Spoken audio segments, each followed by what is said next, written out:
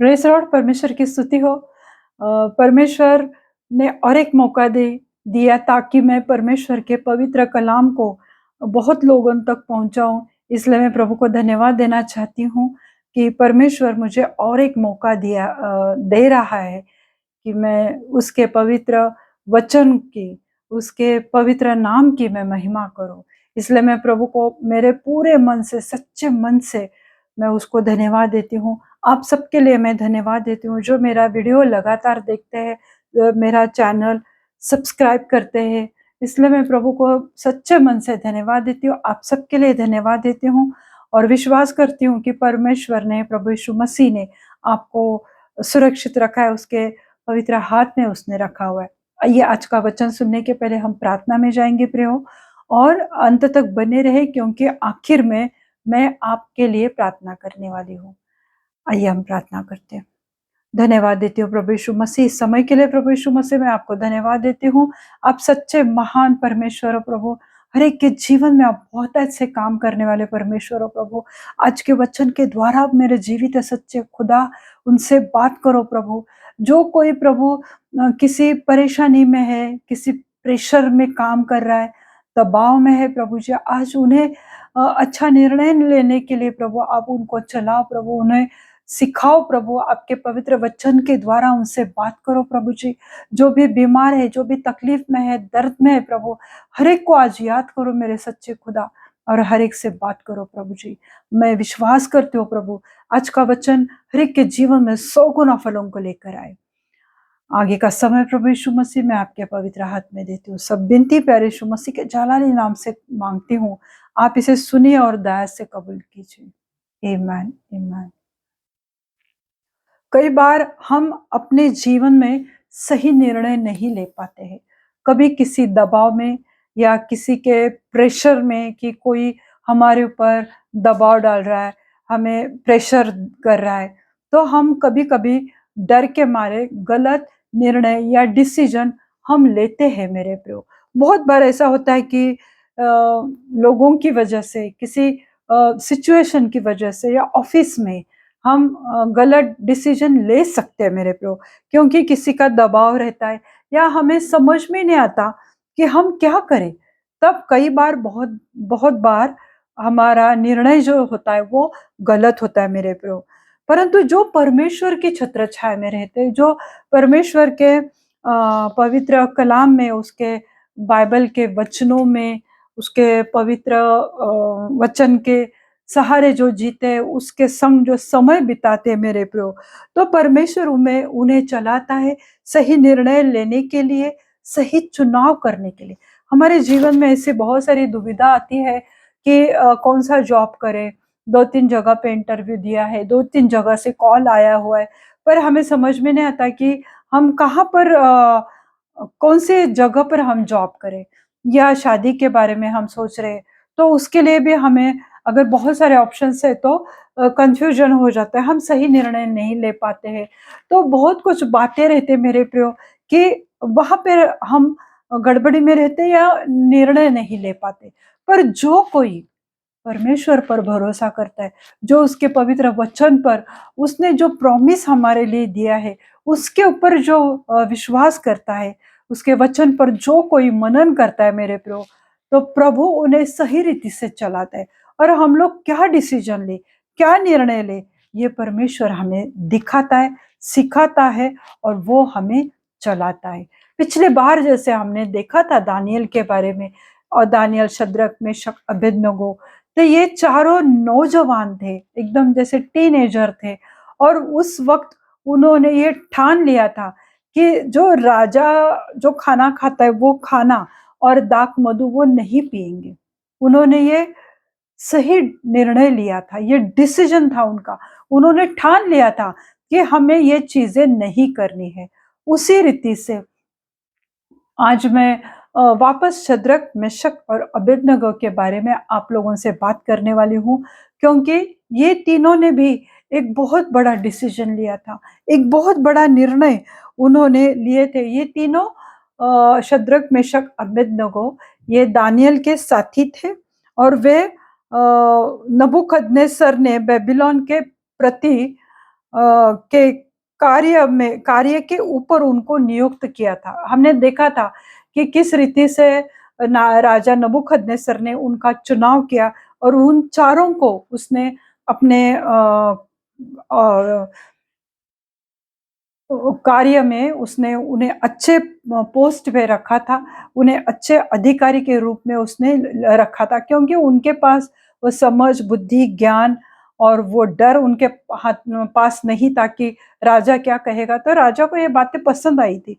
उसी रीति से जब शद्रक, मेशक, अबेदनगो को राजा नबूकदनेस्सर ने बेबीलोन के प्रांत के कार्य के ऊपर नियुक्त किया था, वो जो बेबीलोन जो प्रांत था, वो जो शहर था, उसके कार्य के ऊपर उन्हें अच्छे पोस्ट पे वहां पे रखा हुआ था। राजा नबूकदनेस्सर की मर्जी उनके ऊपर थी।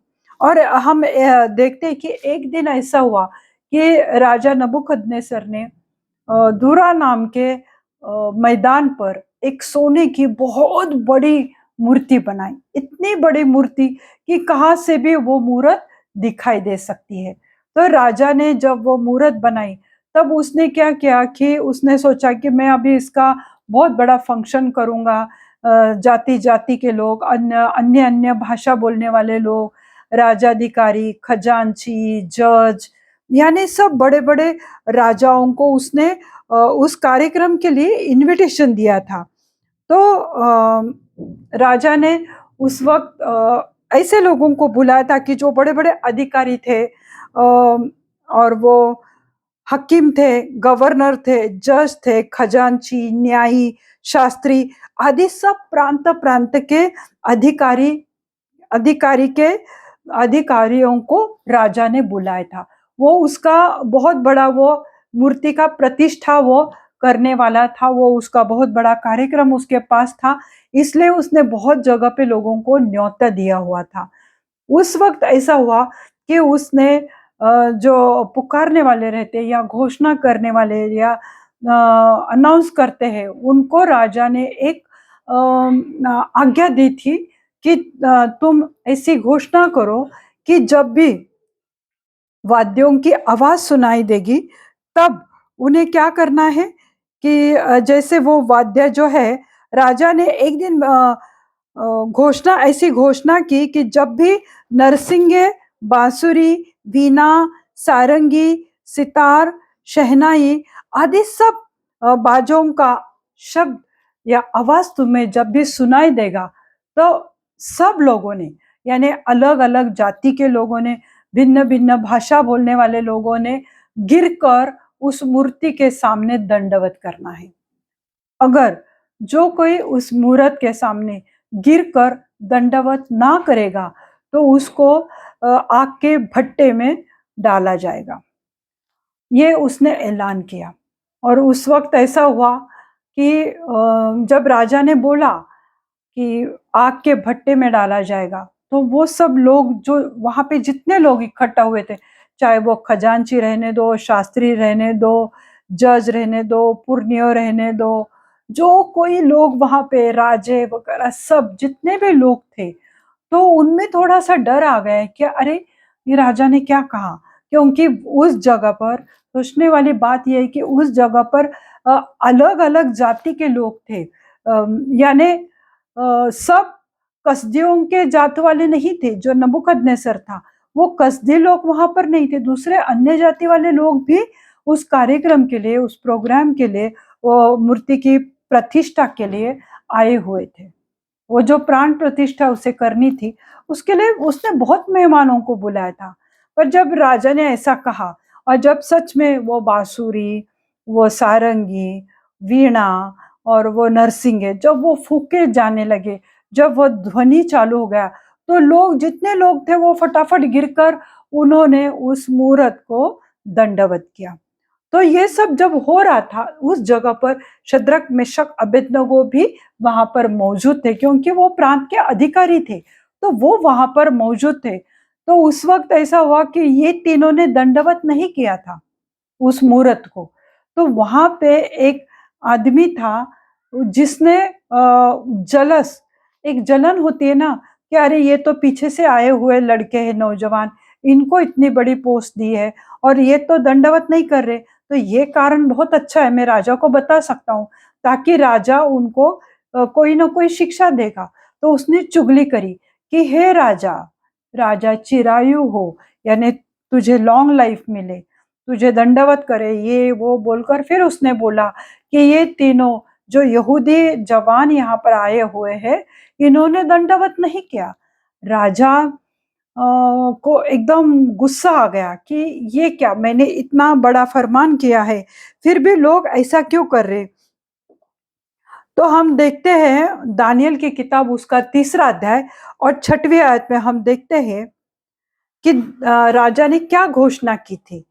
जो कोई गिरकर दंडवत न करे, वही उसी घड़ी, यानी कल परसों आज नहीं, उसी वक्त, उसी घड़ी धधकते हुए भट्टे के बीच में डाला दिया जाएगा। ये राजा का फरमान था, ये राजा ने घोषणा की थी। यानी उस मूर्त को राजा ने इतना इंपॉर्टेंस दिया था। वो सोने की मूर्त थी, इतनी लंबी चौड़ी मूर्त थी और इतना बड़ा उसने वो कार्यक्रम रखा हुआ था, और उसने ऐलान किया कि उसी वक्त उनको आग के भट्टे में डाला दिया जाएगा। और उस समय वाद्य वीणा वो सब बजने लगे थे। फिर हम देखते हैं 15वीं आयत में, यदि तुम फिर उस आदमी ने बताया कि देख वो तीनों लड़के शद्रक मेशक अबेदनगो, इन्होंने दंडवत नहीं किया है। तब राजा ने उनको बुलाया और उनसे पूछा कि तुमने ऐसा क्यों किया। अगर तुम अभी इसी वक्त भी, उसने एक मौका दिया कि अभी इसी वक्त भी अगर तुम चाहो तो तुम दंडवत कर सकते हो, ताकि मैं तुम्हें आग के भट्टे में नहीं डालूंगा। तो इसलिए 15वें आयत में हम देखते हैं उसने एक मौका दिया था, यदि तुम दंडवत न करो तो इसी घड़ी धधकते हुए भट्टे के बीच में डाले जाओगे। फिर ऐसा कौन देवता है जो तुमको मेरे हाथ से छुड़ा सके। इसने यहूदी लोगों के, इस्राएली लोगों के परमेश्वर को उसने चैलेंज किया, क्योंकि वो कसदी था, उनके देवता अलग थे और राजा चाहता था कि वो ये सब लोग उसके देवता के सामने झुके या दंडवत करें।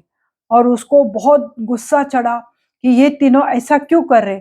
फिर उसने बोला कि देख, अगर तुम ऐसा, यानी उसने उनको धमकी दी इन शॉर्ट, कि अगर तुम ऐसा नहीं करोगे तो इसी वक्त, बहुत सारे मेहमान थे, बहुत वहां पे वो भीड़ थी, और उसने बोला कि अगर तुम नहीं करोगे तो तुम्हें मैं आग के भट्टे में डाल दूंगा।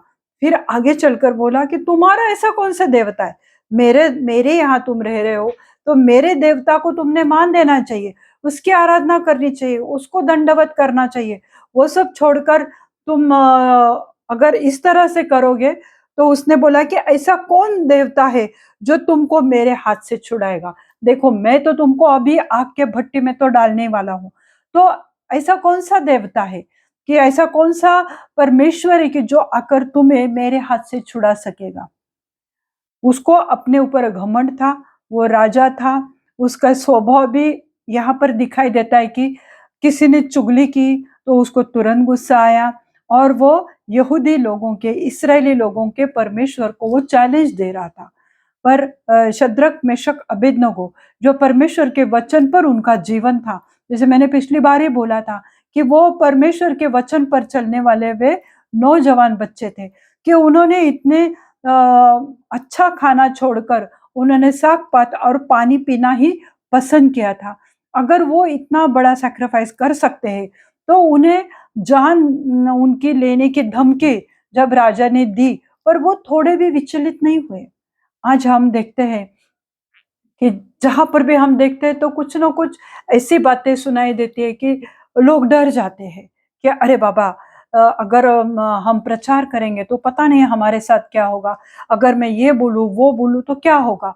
तो लोग दबाव में आते हैं, प्रेशर में आते हैं, और वो काम वो नहीं करते। अगर वो करेंगे तो उनके ऊपर कोई दंड आएगा, शासन होगा। इसलिए आज कहीं भी जाओ, तुम्हारे चाहे ऑफिस में रहने दो, कुछ भी रहने दो, वहां पर हम सबको एक दबाव महसूस होता है कि ये हमें करना है। पर ये 3 नौजवान की तरफ देखो कि वो डरे हुए नहीं थे, तो 16वीं आयत में लिखा है, शद्रक मेशक अबेदनगो ने राजा को कहा, हे नबूखदनेस्सर, इस विषय में तुझे उत्तर देने का हमें कोई प्रयोजन नहीं जान पड़ता है।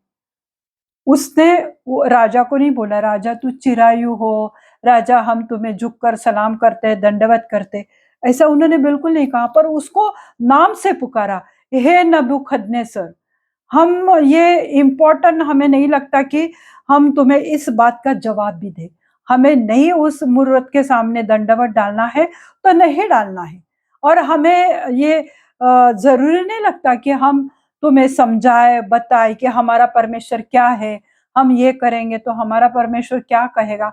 हमें इसका कोई प्रयोजन नहीं, हमें ये कहने की हमारे जीवन की सफाई देने की हमें कोई आवश्यकता नहीं। यानी उन्होंने राजा को और गुस्सा दिलाया, और उन्होंने अपने परमेश्वर का ध्वज ऊंचा किया। उन्होंने अपने उन राजा को दिखाया कि तेरी जो देवताएं हैं, जो भी है, वो तेरा है, पर हमारा परमेश्वर जो जीवित है, सच्चा खुदा है, वो महान है, वो सबसे बड़ा है। तो तुम जो कह रहे हो, जो धमकी मुझे हमें दे रहे, हमारी जान लेने की तूने अगर सोचा है, तो हमें तुम्हें जवाब देने की भी आवश्यकता नहीं है। 17वीं आयत में लिखा है, हमारा हमारा परमेश्वर जिसकी हम उपासना करते हैं, वह हमको उस धधकते हुए भट्टे की आग से बचाने की शक्ति रखता है। वरन हे राजा, वह हमें तेरे हाथ से भी छुड़ा सकता है। क्योंकि राजा ने बोला, ऐसा कौन सा भगवान है कि जो तुम्हें मेरे हाथ से छुड़ाएगा। तब उन्होंने बोला कि हमारा परमेश्वर जो जीवित परमेश्वर है, जो यहोवा पिता परमेश्वर है, वह जिसकी हम उपासना करते, जिसकी हम आराधना करते, जिसके हम प्रार्थना करते, जिसके वचन पर हम विश्वास करते, जिसके वचन के अनुसार, जिसके आज्ञाओं के अनुसार हम चलने की कोशिश करते हैं, तो वो जो हमारा परमेश्वर है, जिसकी हम आराधना करते हैं, वह हमको उस धधकते हुए भट्टे की आग से बचाने की शक्ति रखता है। उसमें वो कुवत है, उसमें वो ताकत है, और वो हमको जानता है, तो उसे पता है कि हमें वहां से कैसे निकालना है। वरन हे राजा, वह हमें तेरे हाथ से छुड़ा भी सकता है। तू हमें क्यों क्यों चैलेंज देता है? तू हमारे परमेश्वर को क्यों पुकारता है, या क्यों चैलेंज देता है? क्योंकि हमारे परमेश्वर में इतना सामर्थ्य है कि चाहे हम आग के भट्टी में से जाए, पर वो हमें छुड़ाएगा, वो हमें बचाएगा। 18वीं आयत में लिखा है, परंतु यदि नहीं तो हे राजा, तुझे मालूम हो कि हम लोग तेरे देवता की उपासना नहीं करेंगे, और न तेरी खड़ी कराई हुई सोने की मूरत को दंडवत करेंगे। हालेलुया। उन्होंने उसको क्लियर बोला कि तुझे तो पता है, अब तूने जान लिया, इतनी सारी भीड़, इतने राजा लोग वहां पे, इतने सारे विद्वान, पंडित, शास्त्री, बुजुर्ग लोग बैठे हुए, अलग अलग जाति जाति के राजा, अलग अलग प्रांत के राजा, अधिकारी आए हुए थे उनके सामने। उन्होंने निडर होकर इतने सारे लोगों के सामने, राजा के सामने, उन्होंने अपने परमेश्वर को ऊंचा किया। मेरे प्रियो, उन्होंने उसको बताया कि हमारा जो परमेश्वर है, उसमें वो कुवत है, उसमें वो ताकत है कि वो आग के भट्टी से भी हमें निकालेगा। और तू तो जानता है कि हम तेरे देवताओं की उपासना नहीं करेंगे, और जो तूने ये स्वांग रचाया हुआ है, जो तूने ये मूर्त बनाई है, तो हम तो उसके सामने दंडवत नहीं करेंगे। तुझे हमें आग की भट्टी में डालना है, तो डाल सकता है। अगर हमारे परमेश्वर ने हमें नहीं बचाया, तो भी हम तेरे मूर्त के सामने, सोने के मूर्त के सामने दंडवत नहीं करेंगे। हमारा परमेश्वर के ऊपर विश्वास है। हमारा परमेश्वर क्या है, ये हम भली भांति जानते हैं। तो तुझे जो करना है तो कर सकता है। राजा तिलमिला उठा, राजा बहुत गुस्से में भर गया। आज मेरे प्रियो, आज अगर तुम ऐसे मृत्यु की तराई में से जा रहे हो, क्या तुम समस्या में घिरे हुए हैं? क्या तुम्हें ऐसा लगता है कि सच में मेरा जीवन एक आग की भट्टी जैसा है कि जहां से मुझे निकलने का कोई रास्ता नहीं? पर क्या तुम इस रीति से विश्वास करते हो कि चाहे वचन आज मेरे जीवन में कार्य नहीं कर रहा है, पर मैं विश्वास करके बैठूंगी कि नहीं, इस आग की तराई में से, इस मृत्यु की तराई में से मेरा परमेश्वर इस आग की भट्टी में से मुझे निकालने के लिए समर्थ है। क्या तुम विश्वास करते हो? बहुत बार हम विश्वास नहीं करते क्योंकि हम डर जाते, हम परिस्थितियों को देखकर डर जाते। जब हम बीमारी का नाम सुनते हैं, जब हम रिपोर्ट्स हमारे हाथ में आते हैं, ब्लड के एक्सरे, एमआरआई के रिपोर्ट्स, हम डर जाते हैं। हमें लगता है कि अब हमारा जीवन खत्म हुआ, दबाव में आते हैं। परंतु हमारा परमेश्वर क्या कहता है यूहन्ना 10:10 के अनुसार, क्योंकि मैं जीवन देने आया, बहुतायत का जीवन तुम्हें देने के लिए। 1-2 साल या 30 साल, 40 साल, 50 साल नहीं, मैं तुम्हें लंबी उम्र दूंगा, मैं तुम्हें चंगाई से भरूंगा, मैं तुम्हें हर एक बुरी परिस्थितियों में से निकालूंगा। तुम्हारे बुरी जो आदतें हैं, जो तुम्हारे गंदे दोस्त है, मैं उनसे तुम्हें छुड़ाऊंगा। जो तुम्हारी गंदी आदतें हैं, वो चाहे कुछ गंदे पदार्थों का सेवन करने की आदत हो या फोनोग्राफी रहने दो, प्रभु तुम्हें उससे निकालेगा। आज तुम्हें लगता है कि मैं इस तराई में डूब चुका हूं, मैं इस आग की भट्टी में मैं जलकर राख होने वाला हूं, क्योंकि इन आदतों से मैं छुटकारा नहीं पा रहा हूं।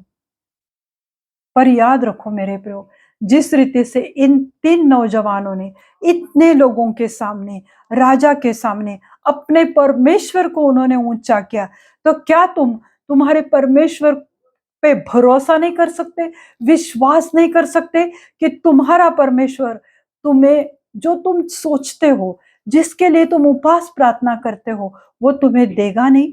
क्या तुम विश्वास नहीं करते?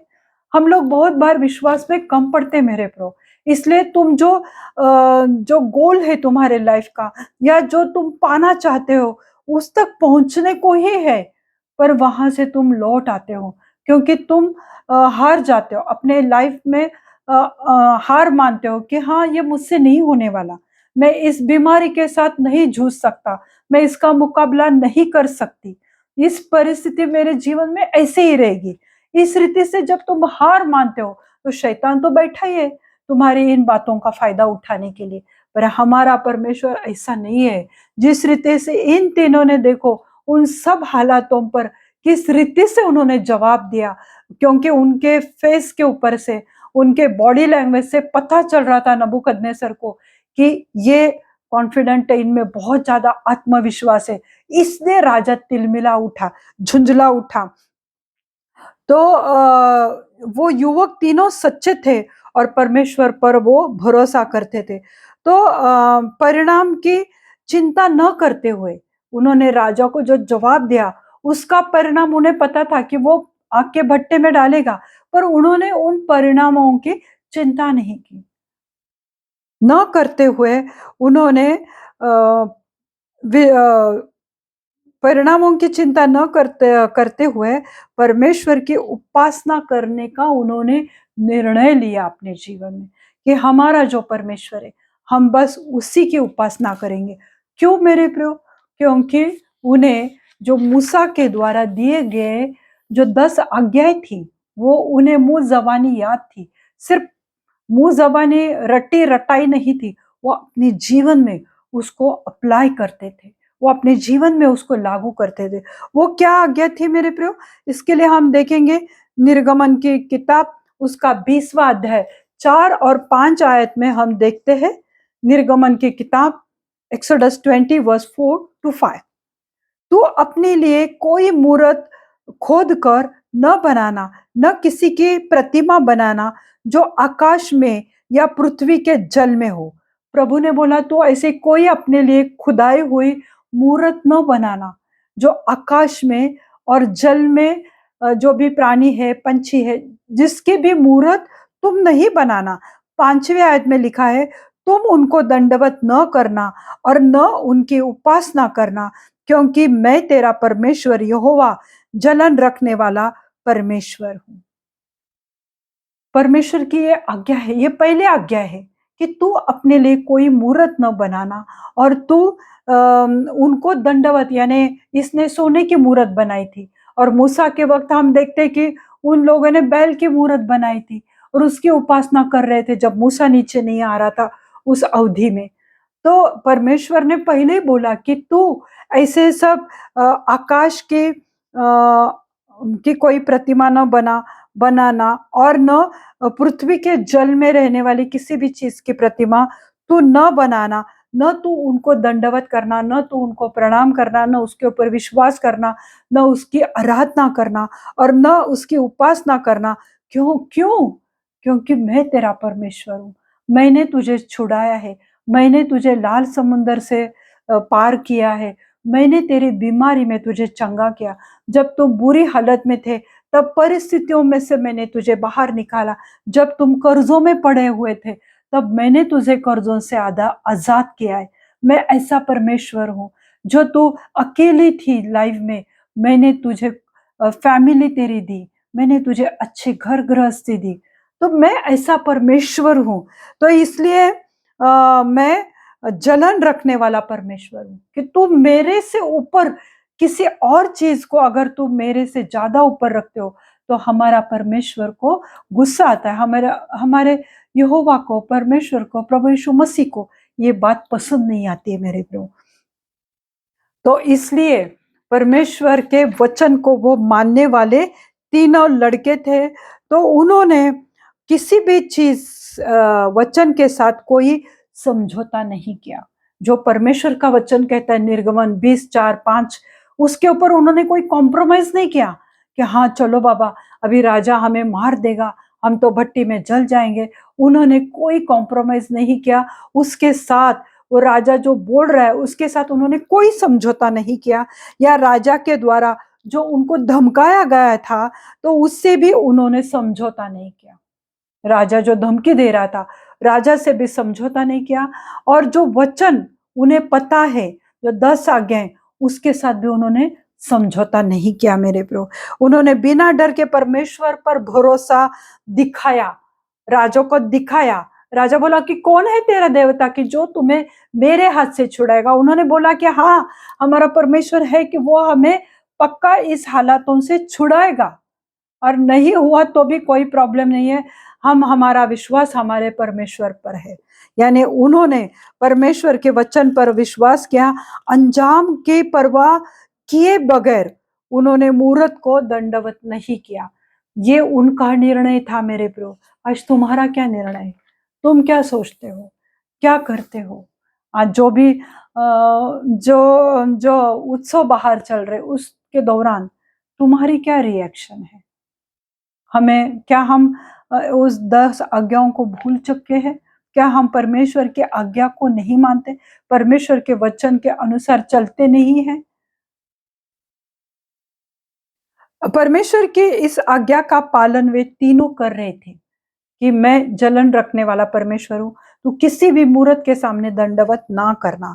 वे जानते थे कि सही चीजें करने के लिए परमेश्वर ने उन्हें सामर्थ्य दिया है।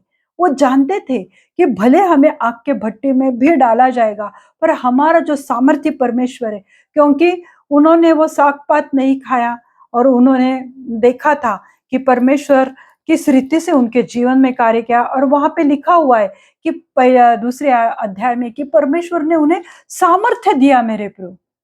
तो वो उस सामर्थ्य को भली भांति पहचानते थे और वह उसकी रक्षा भी करेगा, ऐसा पूरा विश्वास वो करते थे।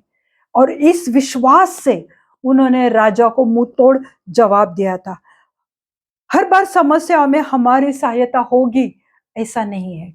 हर बार तुम गलती करते रहोगे, प्रभु तुम्हारी सहायता करेगा, या तुम्हारे जीवन में कुछ समस्या लगातार आ रही है, हर बार प्रभु तुम्हें छुड़ाएगा, पर हर बार प्रभु तुम्हारी सहायता करेगा ऐसा भी नहीं होगा। पर परमेश्वर के साथ विश्वास से रहना उस वक्त कठिन होता है। हर बार परमेश्वर हमारी सहायता नहीं करेगा, पर तुम हर बार विश्वास में रहने की कोशिश करोगे। मुझे पता है कि ऐसा करना कठिन है, पर नामुमकिन तो नहीं है।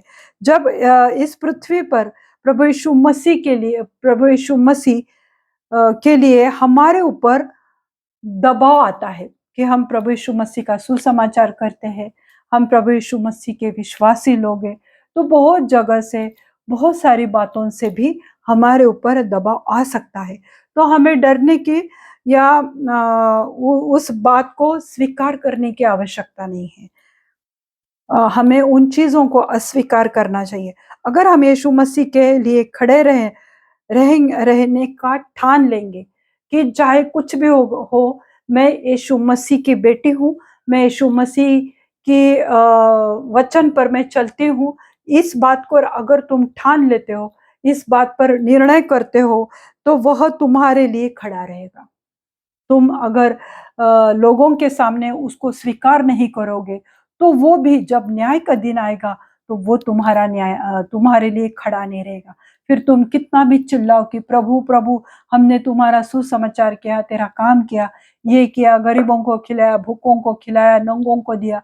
प्रभु बोलेगा मैं तुमको नहीं जानता। जब ऐसी परिस्थिति आई थी, तब तुम मेरे लिए खड़े नहीं रहे, तो मैं भी आज तुम्हारे लिए खड़ा नहीं रहूंगा।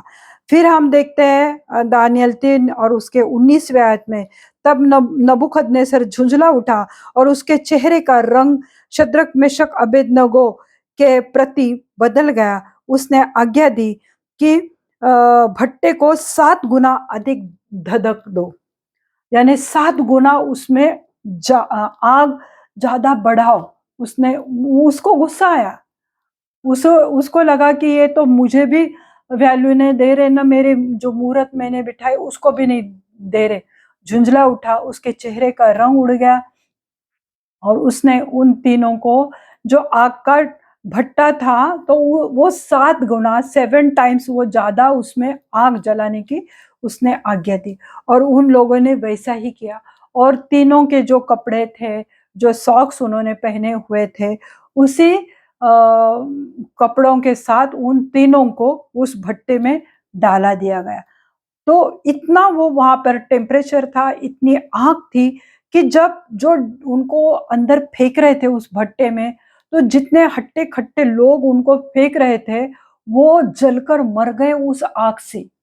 तो सोचो मेरे प्रियो कि वो आग कितनी बड़ी थी, वो भट्टे में कितने बड़ा टेम्परेचर था कि वो जो ऊपर उनको फेंकने वाले लोग थे, वो जलकर मर गए मेरे प्रियो।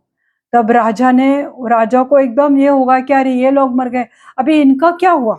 इसलिए हम 28वें आयत में देखते हैं, तो उसने देखा कि वहां पर 25वें आयत में हम देखते हैं राजा तुरंत वहां पर देखने को गया कि इनका क्या हुआ।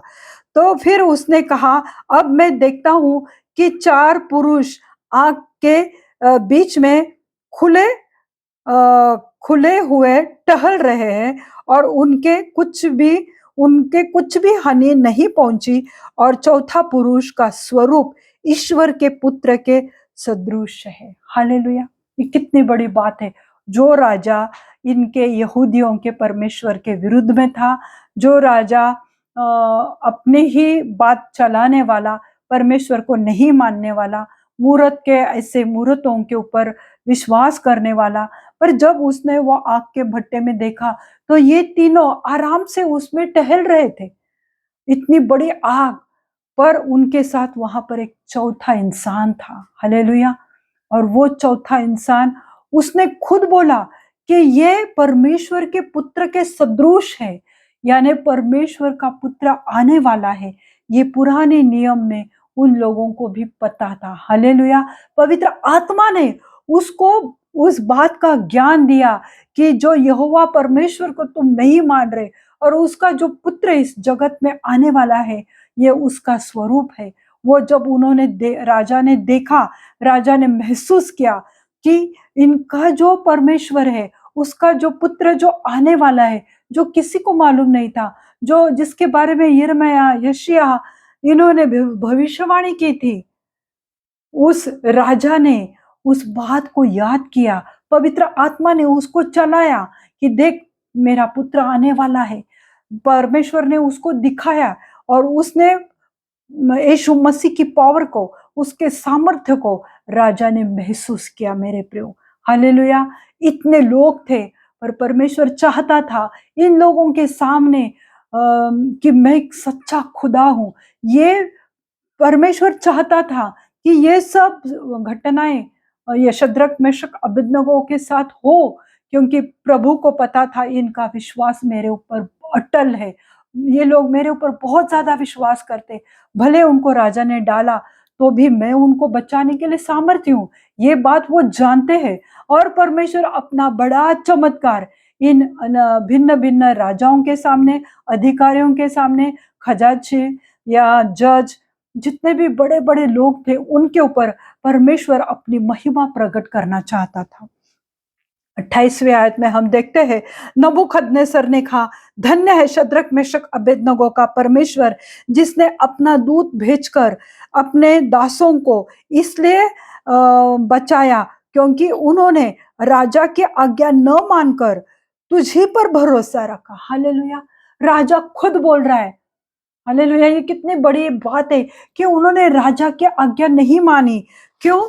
क्योंकि धन्य है उनका परमेश्वर, धन्य है शद्रक मेशक अबेदनगो का विश्वास, धन्य है उनके जीवन के लिए, और धन्य है उनका परमेश्वर कि ये तीनों नौजवानों ने मेरी आज्ञाओं को नहीं मानकर, आग की भट्टी से न डरकर उन्होंने उस परमेश्वर पर भरोसा रखा, क्योंकि उन्होंने राजा की आज्ञा न मानकर तुझी पर भरोसा रखा, यानी शद्रक मेशक अबेदनगो के परमेश्वर पर, यहोवा परमेश्वर पर, इस्राएली लोगों के परमेश्वर पर भरोसा रखा, और यह सोचकर अपने शरीर को अर्पण किया कि हम अपने परमेश्वर को छोड़ किसी अन्य देवता या उपासना या दंडवत नहीं करेंगे।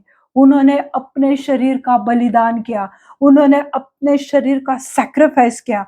वो नौजवान थे, उन्होंने दुनिया देखी नहीं थी, बस उनके जीवन की शुरुआत थी, उनको बहुत कुछ देखना था, परमेश्वर की सेवा करनी थी, शादी करनी थी, शायद बच्चे वगैरह वो सब देखना था, पर उन्होंने अपने शरीर को अर्पण करने का, सैक्रिफाइस करने का उन्होंने निर्णय लिया था। मेरे प्रभु, आज हमारे नौजवान कहाँ हैं? क्या वो अपने जीवन में गंदे आदतों का सैक्रिफाइस नहीं कर सकते परमेश्वर के लिए?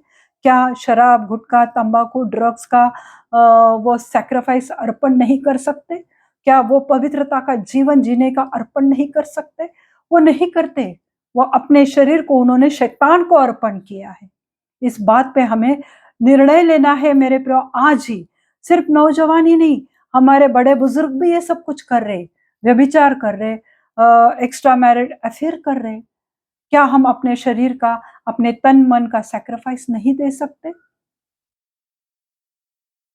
राजा ने बोला कि इन तीनों ने अपने शरीर को भी अर्पण किया कि हम अपने परमेश्वर को छोड़ किसी दूसरे देवता के सामने दंडवत नहीं करेंगे।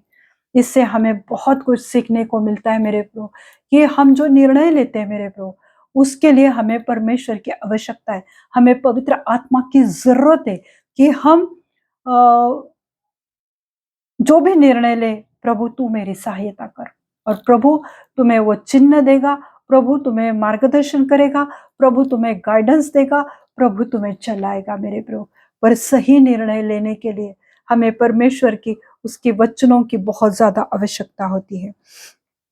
और उनके देह में का ऐसा हुआ कि जब उन्हें बाहर निकाला गया, राजा ने कहा कि उनको बाहर निकालो, तब उनके देह में से जलन की बू नहीं आ रही थी, बदबू, या उनके बाल भी जल नहीं गए थे, या जो मोजे उन्होंने पहने थे वो भी बिगड़े हुए थे, नहीं थे, ना उनमें जलने की कोई गंध आ रही थी। इतना परमेश्वर ने उन्हें पूरी रीति से एक बहुत हल्के रीति से उनको बाहर निकाला, और फिर सब लोगों ने चमत्कार अपनी आंखों से देखा। राजा ने भी उनके परमेश्वर पर भरोसा किया, और फिर राजा ने उन्हें और बड़ा अधिकारी बनाया। हालेलुया! अगर तुम योग्य निर्णय लेते हो तो प्रभु तुम्हारे जीवन में बढ़ोतरी देगा, तुम्हारे जीवन में चंगाई देगा, वो तुम्हें शांति से भरेगा। आइए हम प्रार्थना करते हैं। धन्यवाद देती हूँ प्रभु यीशु मसीह इस वचन के लिए, प्रभु धन्यवाद देती हूँ कि आपने जो भी इस वचन के द्वारा बताया है प्रभु, वो सही निर्णय लेने की हमें क्षमता दो प्रभु, हमें चलाओ प्रभु, हमें वचन पर विश्वास करने की इच्छा दो प्रभु। जो भी सुन रहे देख रहे प्रभु, मैं हर एक को आपके पवित्र लहू से धोकर शुद्ध करती हूँ प्रभु, उनके सोच विचार को, उनके इंद्रियों को मैं आपके पवित्र लहू से धोकर शुद्ध करती हूँ प्रभु, ताकि वो सही निर्णय ले प्रभु। जो भी गलत मार्गों में जा रहे प्रभु, गलत चीजों का सेवन कर रहे प्रभु, गलत निर्णय ले रहे प्रभु, भ्रष्टाचार में पड़े हुए प्रभु, व्यभिचार में पड़े हुए मेरे जीवित सच्चे खुदा, आज उनके जीवन पर बहुत अच्छे काम करो प्रभु, ताकि वो सही निर्णय ले प्रभु, और वो अपने सच्चे खुदा की उपासना करे, आराधना करे, ना के लोगों के दबाव में आकर दूसरे मूर्तों के सामने वो दंडवत करे। हालेलुया। प्रभु आज अनुग्रह करो मेरे जीवित खुदा। अगर इतने बड़े भीड़ के सामने तुमने उन 3 नौजवान बच्चों को सही सलामत निकाला प्रभु, तो तुम हमारे जीवन को, हमारे समस्याओं को, हमारे बीमारियों को हमें आजादी देने वाले परमेश्वर हो प्रभु। आज ये विश्वास उनके जीवन में आने दो प्रभु, आज उनके जीवन में आपका पवित्र विश्वास आने दो प्रभु। जहां कहां से देख रहे मेरे जीवित सच्चे खुदा, आज उनके जीवन पर कार्य करो प्रभु। हर एक नौजवान के जीवन में जो भी व्यभिचार की, एडल्ट्री की गंदी सोच उनके जीवन में है, उनके शरीर में, उनके विचार में है प्रभु, I rebuke that influence in the name of Jesus. मैं यीशु मसीह के नाम से धमकाते हूँ प्रभु, जो भी व्यभिचार की गंदी आत्मा आज नौजवान और लोगों के जीवन में कार्य कर रहे प्रभु, प्रभु उनको सच्ची राह दिखाओ प्रभु, उनके जीवन में आज बहुत ऐसे कार्य करो प्रभु, सही निर्णय लेने की क्षमता उनको दो मेरे जीवित खुदा। आप सच्चे खुदा हो और आप हमें कभी भी लज्जित नहीं करेंगे प्रभु। आज मैं प्रार्थना करती हूँ प्रभु, जो मानसिक रूप से बीमार है प्रभु, जिनकी गंदी सोच है प्रभु, गंदी मानसिकता है प्रभु, जो रेप करते हैं प्रभु जी, जो गंदी सोच वाले लोग हैं प्रभु, आज उनके माइंड को प्रभु यीशु मसीह के पवित्र लहू से मैं धोकर शुद्ध करती हूँ प्रभु, ताकि हमारा भारत देश एक अच्छा देश बन जाए प्रभु। यहाँ पर कोई भी अत्याचार और व्यभिचार और रेप ना होने पाए प्रभु। मैं इसे दुआ करती हूँ मेरे सच्चे खुदा, आज हर एक के जीवन में कार्य करो प्रभु। जो सोच विचार में भी व्यभिचार करते हैं प्रभु, उनके सोच विचार को धोकर शुद्ध करो मेरे खुदा। अपने अपना पवित्र लहू बहाया है प्रभु, हमारे पापों के आपने उस कलवरी क्रूस पर क्षमा किए प्रभु, हमारे गुनाहों को प्रभु आपने क्रूस पे लिया है प्रभु। आज कार्य करो प्रभु जी, और हर एक लोगों को, चाहे वो लेडीज रहने दो या जेंट्स रहने दो प्रभु, उन्हें इन गंदी सोच से छुड़ाओ प्रभु, गंदी आदतों से छुड़ाओ प्रभु, निंदा गाली गलौज की दुष्ट दुरात्माओं से उन्हें आजादी दो प्रभु, उन्हें शारीरिक चंगाई से भी भर दो प्रभु, उनके एड्स कैंसर ट्यूमर से भी उन्हें छुटकारा दो प्रभु, थायराइड, शुगर और बीपी के बीमारी से उन्हें आजादी दो प्रभु। प्रभु मैं प्रार्थना करती हूँ, हर एक पिकॉस की समस्या को मैं जड़ से उखड़ कर अग्नि में जलाकर भस्म करती हूँ प्रभु। हर एक हेयर फॉल की समस्या को मैं डांटती हूँ यीशु मसीह के नाम से प्रभु। जो भी पति पत्नी प्लान कर रहे बच्चे के लिए प्रभु, उन्हें अच्छे हेल्दी तंदुरुस्त ज्ञानी बच्चों से आशीषित करो प्रभु। जो भी नौजवान अपने लिए लाइफ पार्टनर के लिए आपसे विश्वास करके प्रभु प्रार्थना कर रहे प्रभु, मैं विश्वास करती हूँ कि आप इस महीने में उन्हें अच्छे लाइफ पार्टनर से आशीषित करोगे। जो भी जॉब के लिए प्रभु आपसे दुआ कर रहे प्रभु, उन्हें अच्छे जॉब से आशीषित करो प्रभु। जो भी पासपोर्ट वीजा के लिए प्रभु प्रार्थना कर रहे, उन्हें उनका पासपोर्ट वीजा जल्द से जल्द होने पाए प्रभु, ऐसा अनुग्रह उनके ऊपर करो प्रभु। मैं आपको धन्यवाद देती हूँ प्रभु कि आपने इन सब बातों में कार्य किया है प्रभु, क्योंकि आप सच्चे हो प्रभु, आप सच्चे खुदा हो प्रभु। मैं और आप जो भी मुझे देख रहे वो प्रभु आप पर भरोसा कर रहे प्रभु, इसलिए इस वीडियो को देख रहे प्रभु, उनकी प्रार्थनाओं को सुनो और उन्हें हर रीति से, चंगाई से, शांति से और गंदी बातों से आजादी दो प्रभु। हालेलुया। सब विनती प्यारे यीशु मसीह के नाम से मांगती हूँ, आप इसे सुने और दया से कबूल कीजिए। आमीन। पिता का प्रेम, पुत्र का अनुग्रह और पवित्र आत्मा की शांति आप सबके जीवन पर अभी से लेके अंत तक बनी रहे। प्रभु आपको अपने शांति से भरे, अपना मुख प्रकाश आप पे उंडेले। आमीन। God bless you all. Thank you.